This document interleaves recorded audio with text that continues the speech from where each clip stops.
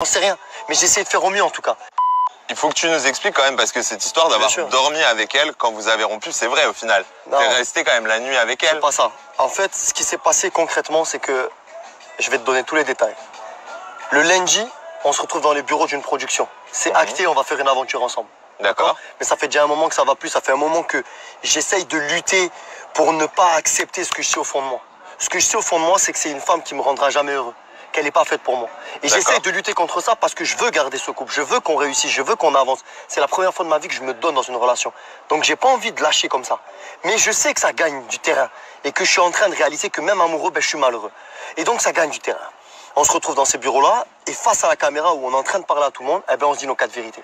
Et on se dit nos quatre vérités et je suis tranchant et je lui dis les choses en face comme je les pense, comme je les ressens. Et elle sent qu'il y a un malaise.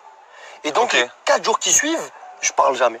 Je parle pas, je suis pas bien, En fait, j'ai réalisé, j'ai extériorisé, ça y est, j'ai enfin accepté au fond de moi. Donc en fait, un peu ce casting, ça a été l'élément déclencheur. C'est ça. Et en fait, et là, je sens qu'elle met sa main sur ma cuisse pendant qu'elle conduit. Qu'elle essaye d'être là à l'écoute, qu'elle me parle un petit peu, qu'elle essaye. Parce qu'en fait, elle a toujours su être attentionnée quand ça allait pas ou quand elle avait peur de me perdre ou quand je boudais en fait. D'accord. Je peux pas continuer une relation qui n'est basée que sur des moments comme ceci où je suis pas bien et j'ai un retour. J'ai envie en fait que du positif, que de l'amour, tu vois, qu'elle soit attentionnée dans les bons comme dans les mauvais moments. Et donc pendant ces 4 jours-là, je parle pas, je suis dans une espèce de mutisme, je suis enfermé sur moi-même. Et elle sent qu'un truc va pas, mais elle n'ose pas m'en parler. Arrive le jeudi. Le jeudi, on se retrouve à la maison. Et là, elle me dit, écoute, vas-y, dis-moi qu'est-ce qu'il y a. Elle me dit, arrête de faire la tronche parce que sinon, je vais prendre une corde, je vais me suicider. Non, sinon, je vais te donner une corde. Et je lui dis, elle me la donne pas, en rigolant, tu vois. Donc de là, elle me dit, vas-y, maintenant, il faut vraiment qu'on parle. On était en train de jouer aux cartes à ce moment-là. Je te donne les détails précis. D'accord. Mais on jouait aux cartes, mais sans passion, j'étais pas là. Comme depuis ces 4 derniers jours. Et donc, elle avait besoin de crever l'abcès. Elle avait besoin, elle sentait qu'à un moment donné, ça allait péter. Et donc, je lui dis, écoute, c'est pas le moment, parce que là, il y a le coiffeur qui va débarquer, et j'ai pas envie d'entamer une discussion sérieuse maintenant, alors qu'il y a quelqu'un qui arrive à la maison. Je dis, on en reparlera après. En vérité, je te le dis, je te fais cet aveu-là, je savais pas par où commencer. Je savais pas ce que j'allais faire. C'est la première fois de ma vie que je me confrontais à une situation comme celle-là, où j'étais amoureux de quelqu'un. Tu connaissais la finalité. Je savais pas que j'allais lui dire c'est fini, mais je savais que j'allais lui dire tout ce qui allait pas. D'accord, ok. Et c'est au moment où en fait on se retrouve sur le canapé après qu'il soit parti, etc. Où elle me dit bon allez maintenant il faut que tu me déballes tout. Au moment où je commence à lui dire les choses, que là je me dis en fait je peux plus faire marche en arrière. Ça y est, je sais que quand ça sortira de moi, ce sera trop tard, ça sera fini, tu vois. Ça y est, je sais en fait que dans tous les cas, je rentrerai dans un engrenage parce que je sais qui elle est, je sais ce qu'elle est et je peux pas lutter contre ça. C'est pas quelqu'un de mauvais, mais c'est quelqu'un qui me rendra pas heureux. Vous correspondez pas en fait. On se correspond pas. Et je lui ai dit ça, mais je lui ai dit ça, le pire, quand je repense à tout ça maintenant, c'est que je lui ai dit ça sans la culpabiliser.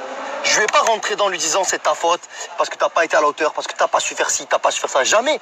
Je voulais pas lui faire plus de mal que ce que je savais que j'étais en train de faire. Ouais. Donc je prenais sur moi pour essayer de lui expliquer que c'était pas sa faute, que c'était la vie, qu'on a essayé, qu'on s'est battu, mais que je suis plus heureux, que je suis malheureux, que malheureusement, je vois pas dans ses yeux qu'elle est amoureuse de moi, je vois pas dans ses yeux que je suis meilleur qu'un autre, je vois pas dans ses yeux que je vaux mieux qu'un autre, et que ça pour moi c'était dur à accepter.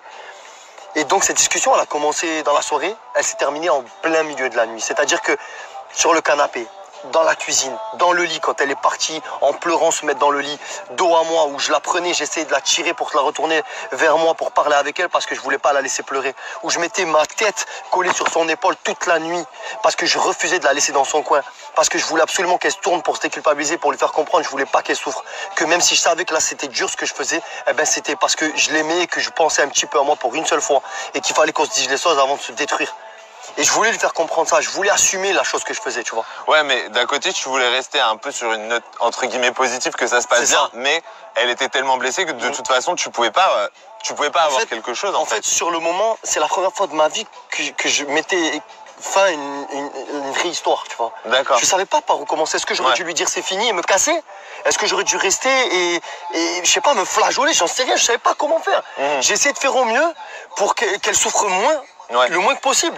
Alors ouais, à force d'efforts, elle a réussi à se tourner, à mettre sa tête sur mon torse et on pleurait ensemble. Oui, on pleurait ensemble et on se disait les choses.